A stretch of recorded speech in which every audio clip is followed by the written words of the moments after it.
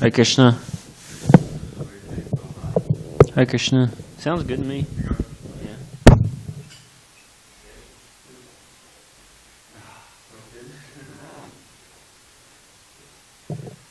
Hare Krishna. Prabhu, what's your name? Neil. Have a seat. We're going to have a little class now.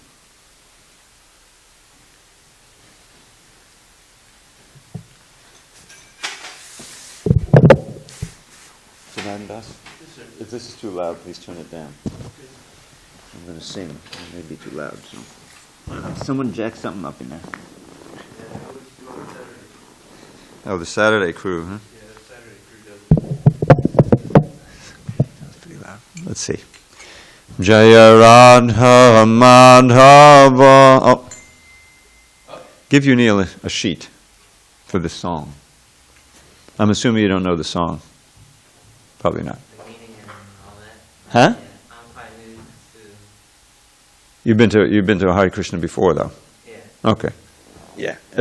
Before each class, we sing a song about Vrindavan, and he's gonna give you a sheet when he finds it. Go get him a sheet.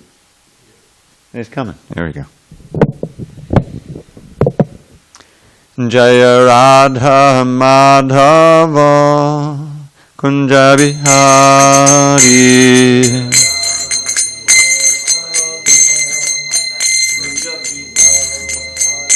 Jaya Radha Madhava Kunja Bihari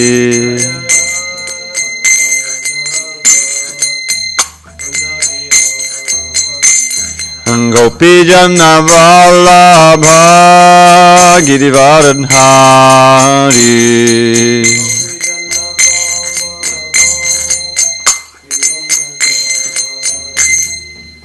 Give him something to rest it on. Either a stand or another pillow. Gopi Jana Vallabha Girivardhari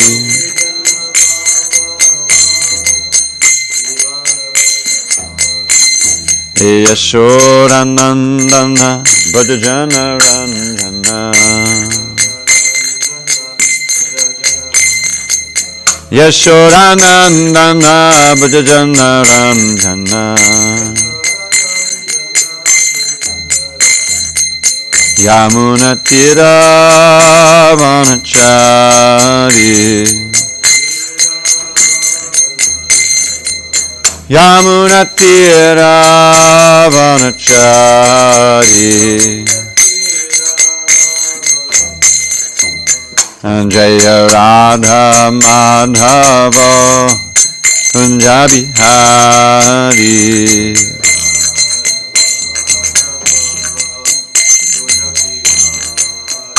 Jaya Radha Madhava Kunja Bihari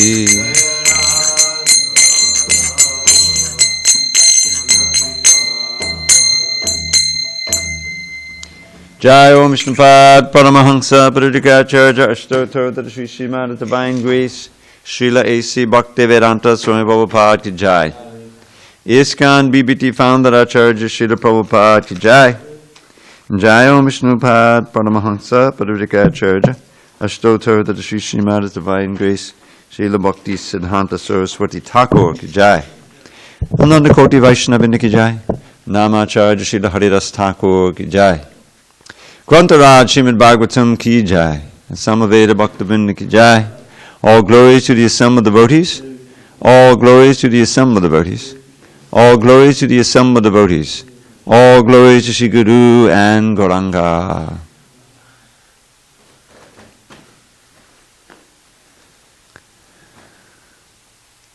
Narayanam Namaskritya Narang Chaiva Narottamam Devim Saraswatim Vyasam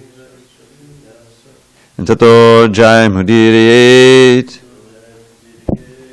Before reciting the Srimad Bhagavatam, which is the very means of conquest, we should offer our respectful obeisances unto Lord Narayan, the Supreme Personality of Godhead, unto Narayan Rishi, the supermost human being, unto Mother Saraswati, the Goddess of Learning, unto Srila Vyasadeva, the author, and unto Srila Prabhupada, the translator, commentator, and our spiritual master. Nashtaprayesha Bhadreshu Nityam Bhagavata Sevaya Bhagavatyuttama Shloke Bhakti Bhavati Naishtiki. By regular attendance in classes on Srimad Bhagavatam and by rendering devotional service to the pure devotee, all that is inauspicious within the heart is destroyed almost to nil, and loving devotion to the Supreme Lord, who is glorified in transcendental songs, is established as an irrevocable fact. Om Namo Bhagavate Vasudevaya. Om Namo Bhagavate Vasudevaya. Om Namo Bhagavate Vasudevaya.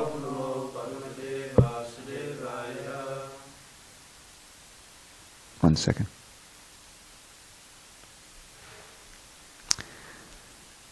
On this 6th day of November 2017 in SanDiego, we're reading from Srimad Bhagavatam, translation and commentary by His Divine Grace A.C. Bhaktivedanta Swami Prabhupada.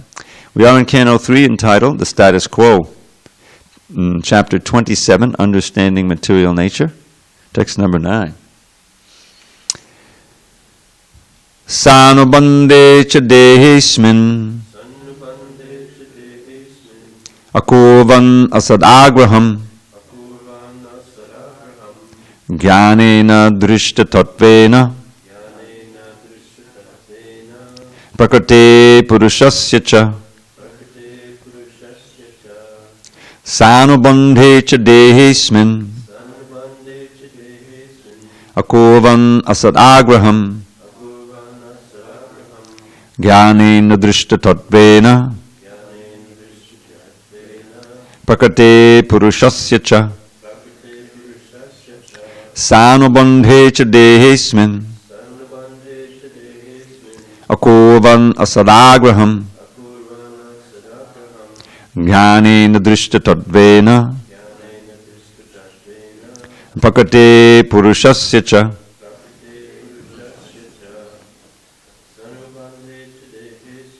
Sanubandhe cha dehesmin akurvan asadagraham jnanena drishta tattvena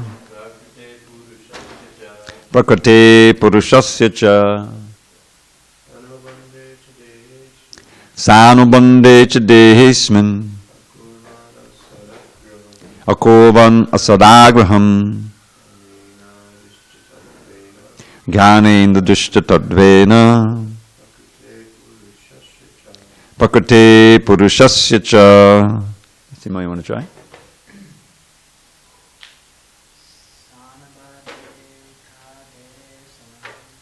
Sanubandhe cha dehesmin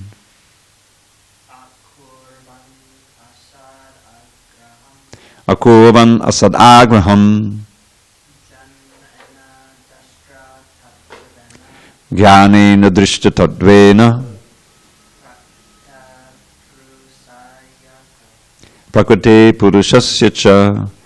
Sanubandhe,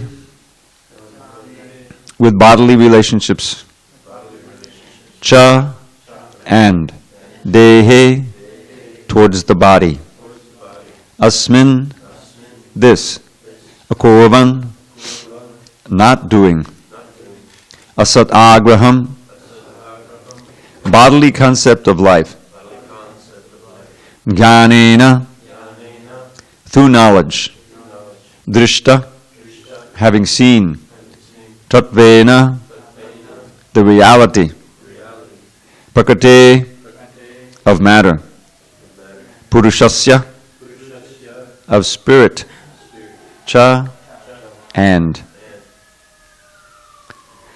One's seeing power should be increased through knowledge of spirit and matter, and one should not unnecessarily identify himself with the body and thus become attracted by bodily relationships. Please repeat. One's seeing power should be increased through knowledge of spirit and matter, and one should not unnecessarily identify himself with the body, and thus become attracted by bodily relationships. Purport.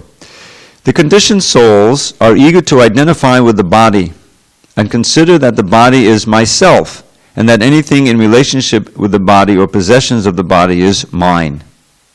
In Sanskrit, this is called aham mamata, and that is the root cause of all conditional life.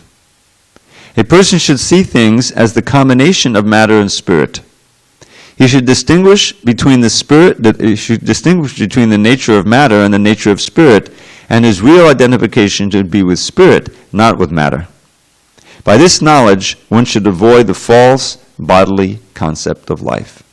Om jnana timarandasya jnanandana shalakaya chakshu unmilatam mena tasmai shri gurave namaha. I was born in the darkness of ignorance. My spiritual master, Srila Prabhupada, opened my eyes with the torchlight of knowledge. I offer my humble obeisance unto him and all members of Sri Parampara. So here, Kapila Muni is emphasizing this essential first step, or foundation of our spiritual life. And that is to cultivate knowledge that we're spirit, not matter. This is the beginning of Bhagavad Gita's teachings. Krishna describes, the first thing he describes to Arjuna is that he calls him a fool, really. Because Arjuna, in the first chapter of the Bhagavad Gita, the scene is there's a war about to start. And they're in the no man's land between the war. Arjuna has asked Krishna, who's taken the role of his chariot driver, to bring that chariot between the two armies so he can see who's going to fight. And on the other side he sees his friends, his relatives, his revered teacher and grandfather, blood relatives and marriage relatives, and it just completely destroys his desire to fight on the basis of, Damana, get a little cushion for Sunil. Is it Sunil or? Yeah, you know, but we don't lean against the wall. It's a manifestation of God. Okay? Hare Krishna. So between he's between the two armies, he sees his friends, relatives, etc. on the other side, and he says, "I don't want to fight. You know, how can I fight? I'm fighting with this kingdom, and if I win, the kingdom will be saturated with the blood of the people I love. So where is there any pleasure in that? Better I leave the battlefield and go off." So that's his determination, and he backs it up with some quotes from the Vedas, where he invokes this idea that if I fight and I'm responsible since I'm the main fighter, and I kill all these soldiers on the other side, what happens to their wives and their children? Now they're without husbands. So that there's a verse from the Veda, he quotes in the Bhagavad Gita, Padashyanti kulastriya. The striya, the ladies, become polluted without protection. And then that causes unwanted children to be born outside of the strictures of the Vedic culture. And the whole society turns into a hellish society. And that's exactly what we have today. Marriage is becoming less and less popular. What does big Vedic marriage? People aren't bothering. If they don't believe in God and they believe in religion, what's the point? And so the children are growing up, and the way they've arranged things, both the man and the woman have to work in order to support the family now. When I grew up, father went to work, mother stayed home with the kids, and nourished the kids with her love and her attention. She really cared. Nowadays, if they both have jobs, of course, if they're out of work, that's another thing. They may end up on the street. But if everything is going according to the way it should, then they both the man and the woman have a job, the husband and the wife, and the kids are put in some daycare. That's another way you can get Varnasakra. So Arjuna foresaw all this, and he decided not to fight. So he was seeing his situation and the whole situation through material lens. What is best for my relations, my bodily relations? This whole thing is about not becoming attracted to bodily relationships. Arjuna was completely absorbed in bodily relationships. He was covered so that the Gita could be spoken. He's a personal friend of Krishna. course, he's enlightened. But Krishna covered him temporarily so that Gita could be spoken. So the very first lesson of the Bhagavad Gita, it says, Achochanam Vashochastram Pragyavaram Shabhashase. You're speaking these learned words, quoting the Vedas, but you're a fool. The real pundits don't speak like that, because you're lamenting for what is not worthy of grief, and that is the material body. And just as it's not worthy of grief, it's not worthy of attachment either, and so-called love. The so-called love in the material world is bodily relationships. Now they can be very intense because they're reflecting the original love for Krishna. Whatever we know in this world of is simply karma, but it has an appearance of love because it's a reflection of the original prema for Krishna. So the first lesson is that you're speaking learned words, but you're lamenting for what is not worthy of grief. Those who are wise lament neither for the living nor the dead. And then he goes on to explain the idea of transmigration. That's practically a few verses later. First he says, there was never a time when I did not exist, nor you nor all these kings. That's the next verse. In other words, we're all eternal, but we're obviously not eternal in these bodies, so there must be something else that's eternal. In other words, he's enlightening Arjuna, and with Arjuna he's enlightening us if we take the lesson. And then the third verse he talks about transmigration. That all of us are transmigrating even in this body. What to speak of between bodies? There may be slight changes in the body, but we have different bodies. After a few years, someone who hasn't seen you in a while says, whoa, this child is shot up, now you're so tall, or now you're getting gray hairs, now what's happening? You're putting on weight or something. In other words, you're changing the body.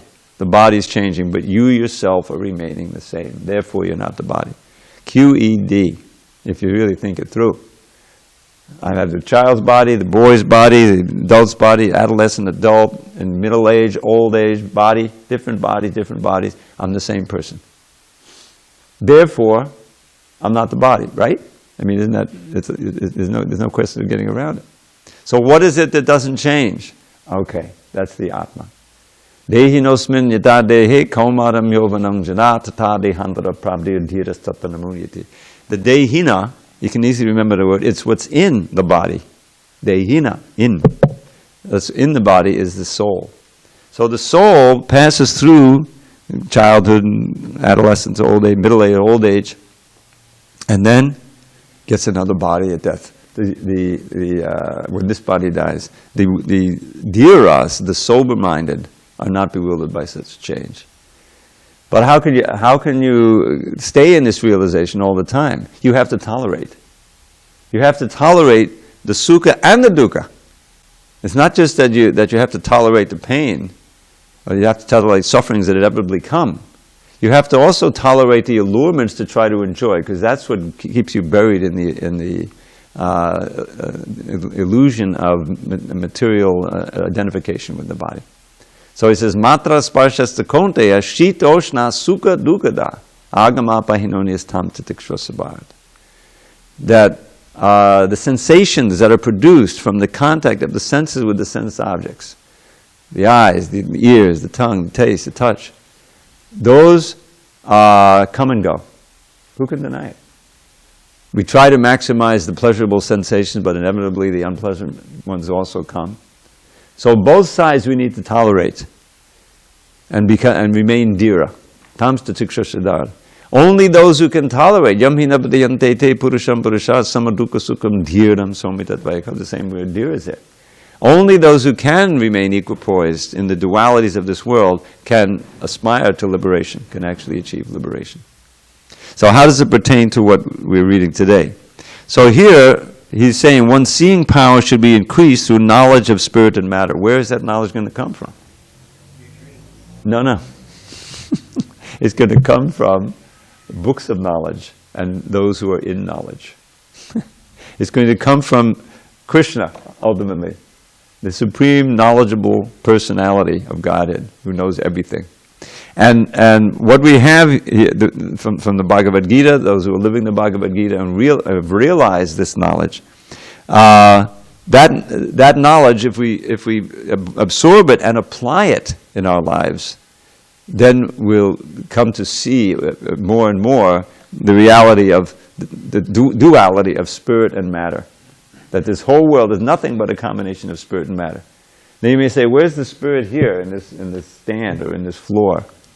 Well, there's a demigod for every one of these elements. Isn't there Mother Bhumi? Isn't there Vayu? Isn't there Varuna for the waters and Vayu for the air and Surya for the sunshine and all the light? There's a personality behind every one of these, we call these great Mahabhutas. These are great elements, vast quantity of earth and air and gases and things like that.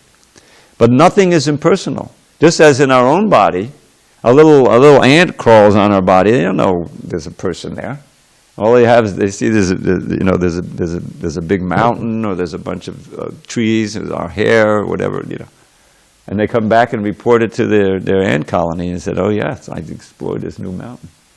They see it as inanimate, but we know it's animate, right?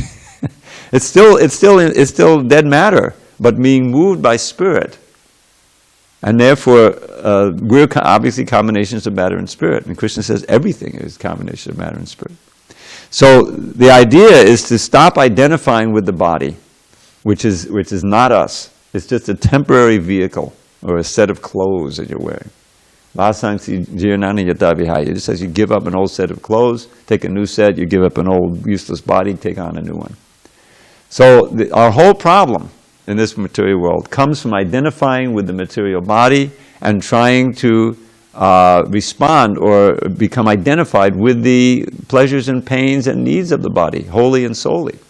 Now clearly, if we're going to execute devotional service, we have to use this body. It's what we have, it's our tool. It's the way in which we interact with the material world and also with the spirit. How are we going to hear the transcendental sound unless we have these ears? How are we going to see the deity unless we have these eyes? How are we going to taste prasadam unless we have the tongue? So the same senses are there. But when, through knowledge and through contact with the transcendental knowledge, we learn how to live in this world in such a way that we become progressively detached from the world and attached to the Krishna. That's our perfection. As long as we're staying in this ahankar mood. Ahankar means I am the doer, I am the owner, I am the enjoyer. That's ahankar. Prakriti, this verse immediately reminded me, Prakriti kriyamanani gwanai karmani sarvashaha. Ahankara vimudatma kartaham iti manyate. Everything is actually being executed by material nature, under the guidance of, ultimately, of Krishna as a super soul and the demigods. We're just sitting in the material energy in the form of this body and desiring. Perfect example. I want to take a drink of water. Okay, I just did the whole thing that everyone knows, but how to drink water. Well, what just happened there? Right? I mean, all kinds of muscles contracted, the nerve elements are going, impulses are going down. I didn't know any of that. I just desire to drink the water, and I know what to do. But I'm not in control of actually the activity. That's happening according to nature, the three modes of nature and everything, and under the guidance ultimately of the super soul, who dwells in the heart of everyone. So he understands our thoughts, our memories, everything. And so, yes, this personality at this time is eligible to drink some water. And then from then, the whole control goes on with you. That's going on, everything we do. Now, if my karma was such that, no, your arm is paralyzed, you can't do that, even though you want to. Right? That happens sometimes. I mean, the material life is a series of compromises. I want, but yes, you can have it, even from childhood, but not right now, and not as much as you want, right? Put it off. So it's a frustration. Then you achieve it. Oh, success! I'm eating the cookie and the milk. And then comes the frustration of not being always able to eat cookies and milk because you're full, or it's time to do your homework or whatever. Too many cookies, yes. There's all kinds of ways in which the so-called sense gratification can turn into suffering. It happens that way all the time. And that's what material life is. But there's another way of living. This is the whole point. You don't have to be like that. And that's what Krishna consciousness means, is to start seeing ourselves and everyone else as spiritual beings. And the key is not just spirit, impersonal spirit, but part of the Supreme Spirit, the Supreme Person. And that's the way to live in this world without getting entangled, or let's say to become unentangled and not get re-entangled, is to see everything, including our own bodies, as facilities for connecting to Krishna, for the Spirit to connect to the Supreme Spirit. And it begins with sound. It begins with the transcendental sound. Hare Krishna, the holy name, which enters the same ears and goes through the same neural passages, but it strikes the soul in a different way. It puts us in connection with who we actually are as servants of God, servants of Krishna. And that it can be a long road to actually realizing that and living it at every moment. But that's the goal that we're trying to achieve. So the idea is the hearing of the transcendental sound is the all important connection. And that's why Prabhupada was so adamant to have the classes. And I was just reading, yes, classes in the morning and the evening. Nothing else in the morning and the evening, except hearing and chanting and dancing and, and hearing transcendental sound, absorbing oneself. That's the only way to remain strong. He said, I just read a letter he wrote to, who was it? Satsut Maharaj, I believe.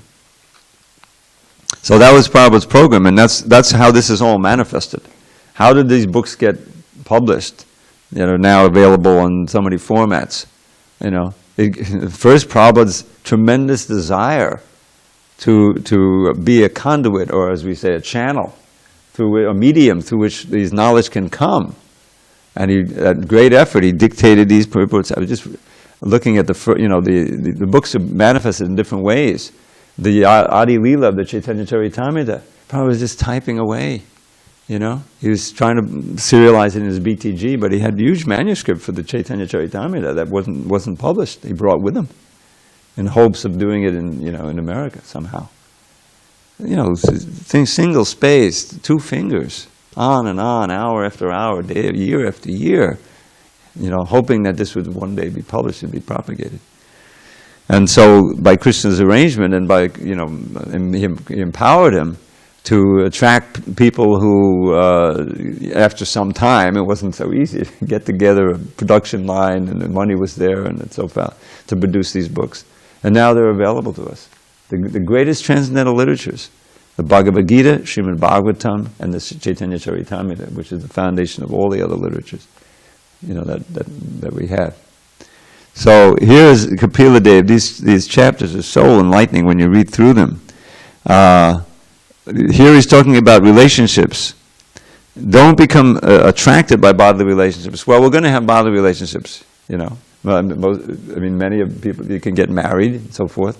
But the idea is not to let that be your all in all. That is a spiritual suicide. Again and again, we're enjoying, that this is, it has to be a phase in your life. And the purpose is to, have, wonderful Krishna conscious children and so forth. But at a certain point in life, it's all about renunciation. It's all about detachment and maximizing the attachment to Krishna. Or you can skip that stage and go directly, to maximizing your attachment to Krishna. But we have to do it right, to become more and more absorbed in hearing and chanting about Krishna. Aham mameti. This is a nice little phrase you can. Aham mameti. It's built out of these 2 words, aham and mama. Iti. Iti means this is my mentality. I and mine. The more that we're absorbed in I am this body, and the things in relation to this body are mine, the more that we're buried in the modes of nature and in illusion. Lord Rishabdev has this famous verse. It all begins with sex life.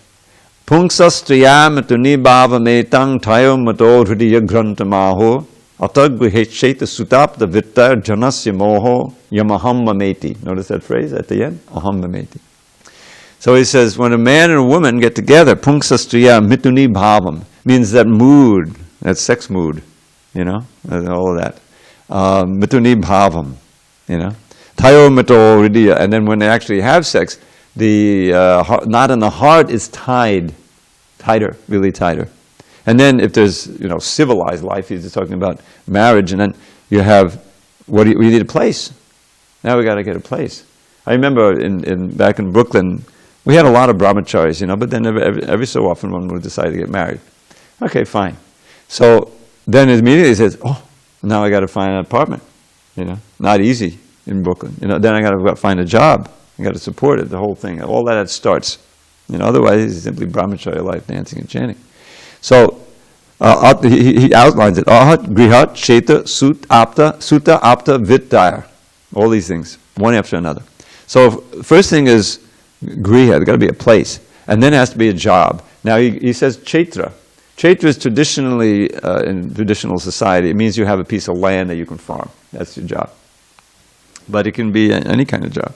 Chetra, sutta, then children come. And apta, you don't just marry a woman, you marry the whole family. Suddenly you got all these relatives and in-laws, they want to see the baby and all this stuff, that's part of it.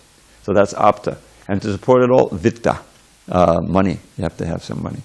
And all of this generates janasya moha, the illusion, janasya moha yamaham mameti, of I and mine. This is I am the husband of this wife, I am the father of this child, I'm the signer in this bank account, I. And all of this stuff is mine. And I have to defend it and pay the debts and increase and the whole thing. So this all comes from the aham mameti. And Prahlad says the same thing to his father. Prahlad is a little brahmachari there, and he's preaching to his father. His father says, what's the best thing you learned in school today? Anyone remember? The first answer? Tat sadhamanye. Tat sadhamanye means the best thing, I believe, Father. Asudabhaya dehinam, sada samudvigna dhyam asadgrahat, hitvat papatam griyamanakupma. So first he analyzes the thing. He says, the best thing I learned, Father, and he doesn't call him Father, he says, best of the demons, Asuryabhaya. For whom? The best thing for the living entity. Immediately he's on the soul platform. Who is sada samudvigna, always troubled, always in anxiety. Udvigna is lamentation, illusion, anxiety. Why? Dhyam asadgrahat. He's thinking asadgrahat. His intelligence is disturbed because he's absorbed in the impermanent. Asadgrahat means holding on. Grahat means to hold on, like grab. It's an easy word to remember. And here's another little interesting fact. The graha can be the crocodile, who grabs onto you. Or it can be the star, which controls your destiny. Something that controls you. So a sadgrahat, we're controlled by the impermanent because we're holding on to it for dear life. It's just like you're in an ocean and you get capsized in the water and you hold on to the life preserver, anything to keep afloat, right? But if that life preserver is asat, meaning it's temporary, it's sinking, it's got a hole in it, where is the security? You see the anxiety, constant anxiety. So we're holding on to the impermanent, but we know deep down inside that it's being destroyed. All the things that we love and we want to hold on to are being destroyed as we speak, including our own body. Is it not true? Who can not agree with that? It's being by the force of time. So it's just out of illusion that we're taking shelter, and therefore the soul is always in anxiety. So what to do? Hitvatma patam. He says, Father, leave home. He says, give up this griyamandakupam, this blind well of materialistic family life, which is impeding your spiritual progress. Go to the forest, namely Vrindavan, and take shelter of Hari. This is the last thing Hiranyakashipu wanted to hear. How did his child get polluted by this alien philosophy? So he didn't blame the child. He looked askance at the teachers. He said, "We didn't teach him. Don't blame us." Anyway, you know the whole story. But Prahlad has so many wonderful instructions on this. Now, there's another one he has, and this is really instructive, more instructive even because it's a longer verse. He says, here's the trouble we have. And let's think about this verse, because it's right in our wheelhouse. Everybody who lives in this world, let's think about it. He says, how's it go? Yasmat priya priya viyoga sayoga janma shokagnina sakalayona shadayamana dukaushadam tadabidukam asad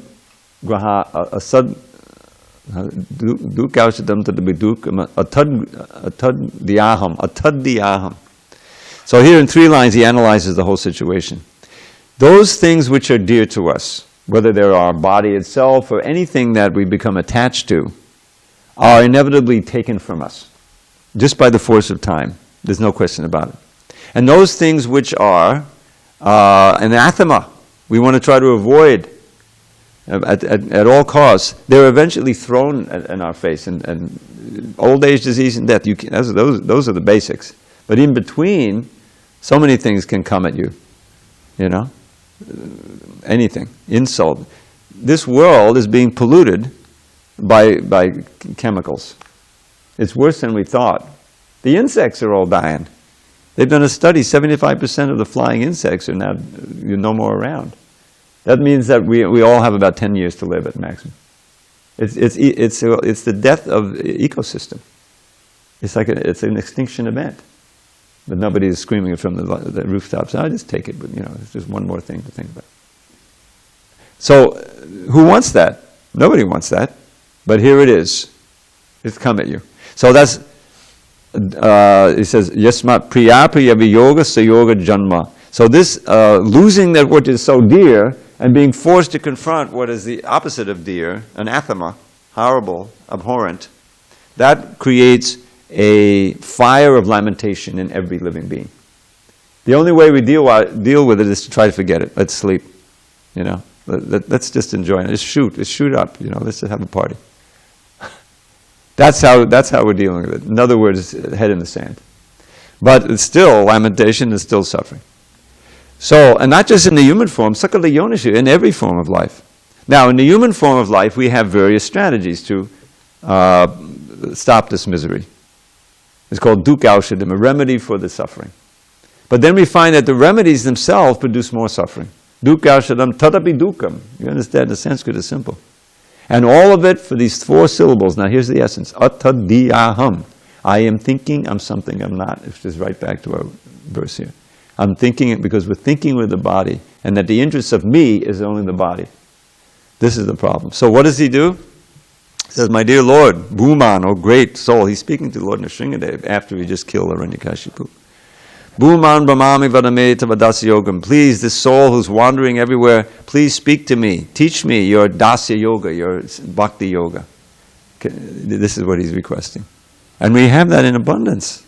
Lord Krishna himself is teaching right in the Bhagavatam in the 11th canto, and in the Bhagavad Gita, and all of his representatives. So how to overcome this sense of I and mine, use the I, the body and its senses, and the sense of possessiveness for Krishna. The very senses that we can use to gratify, achieve some flickering pleasure, use it to please Krishna. And they don't have to be mutually exclusive. We come before the deities and see the beautiful deities. It's pleasing to see, but it's also pleasing to Krishna. You see, that can be pleasing to Krishna. Taking prasadam, that's wonderfully prepared and offered with devotion. That's pleasing to the senses, but it's pleasing to Krishna to see that you're being pleased by his own prasadam. You see that? The music can be very enthralling, just as music, when these kirtan niyas really get going. We're so skilled. But it's all simply to decorate Krishna's name. So that's pleasing to Krishna. So it's transcendental pleasure mixed in. So that's how we can lead our lives and overcome this idea that we have this separate interest, that there's no God, that I am the body, and whatever I can grab with this body and enjoy with the body, that's a successful life. No, that's the road to hell. That leads to more and more suffering. It's right there in the Gita. 3 gates leading to hell. Who remembers what they are? Give me one of them. Lust? Anger? Greed.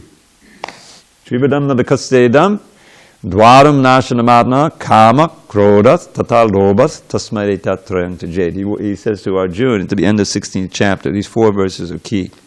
The last 4 verses. My dear Arjuna, there's 3 gates leading to hell. They are lust, anger, and greed. The wise person gives them up. Then what does he do? Etava mukta kontaya tamo dvarais tibinadaha achayatatmanak shreyas tato yatipanam gatim. One who has escaped these 3 gates, he acts for his own ultimate welfare. Achalat atmanak shreyas, for the welfare of the soul. And having acted that way throughout his life, he goes to the supreme goal. He comes back to me. So then he warns. 1 second, did you want to ask a question? Yeah. Yeah, we're going to have questions in about 2 minutes. Yeah. Oh, you have to leave? But Prabhupada, when he asked you to bring thread, and then it was all wrinkled, you were not Ashima. You were in the class when I told that story? You were not Ashima. Narashima means? We all become avatars in a certain way, in a certain aspect, in which we cannot knowledge at that moment, but we transcend that knowledge as we manifest it. Okay, we'll discuss that later. That's interesting. Yeah, but there's no way that I can become Narasingha. We can't become God. Narasingha or Nrsinga is God.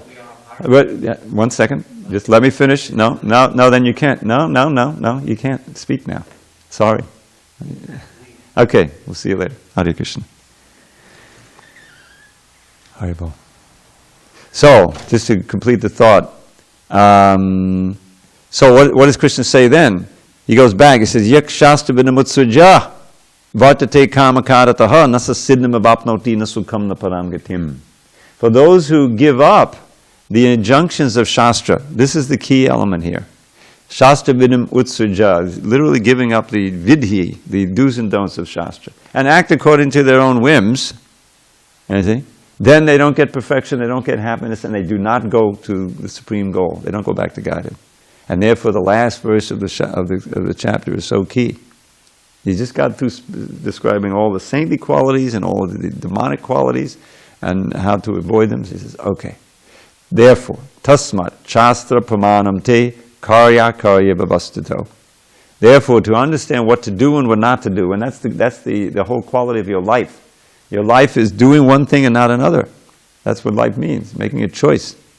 So, what to do, what not to do, you have to consult Shastra as your ultimate pramana, your authority. And having consulted and understood, you have to actually act that way as a matter of duty. It's not going to be spontaneous, first off, because we're so conditioned. So it has to be as a matter of duty, from a higher authority. And then eventually that becomes natural, and you don't even have to worry about Shastra. And the gopis in Vrindavan and the cowherd boys, they're not studying Shastra to find out how to serve Krishna. They're just swimming in waves of love and spontaneous devotion. But to get to that point, we have to train through the Shastra, by surrendering to Shastra and Guru and Sadhu. And that's my last word. Any comments or questions? Any sane comments or questions? I like the way you speak about the polarities of tolerance and also tolerance of difficulties in this life and in spiritual life, as well as the happiness. Yeah. High vibrations of even ecstasy while being in the dichotomy of this world. That kind of really, being reminded that helps makes you hold on to those high vibrations for just a second longer and just think and awareness that this is where I'm supposed to be. I'm addicted to these old patterns, and there is a way to. Well, that's an interesting understanding of that. I suppose that's valid. The way I was thinking about it more is that this world presents us with inevitable dukkha and sukha. In other words, there's going to be things that are unpleasant in this world. Like I had a camera. I'm going to have to talk to you about this. I have a camera that I bought for quite a bit of money, and I've taken wonderful pictures of the deities, I hadn't used it for a while, now I turn it on, and it's weird. It's not working anymore. Now what? Now this is troubling, my mind. It's something I want to use for Krishna. But that could easily happen to your body. You wake up one day and you have this pain in your side, and you go to the doctor, and it's something really serious. I mean, that's what, it's just a machine. It's not a machine. So that's what this world is. Or on the other side, you're presented with some material pleasure. Now, the idea is that it's programmed in.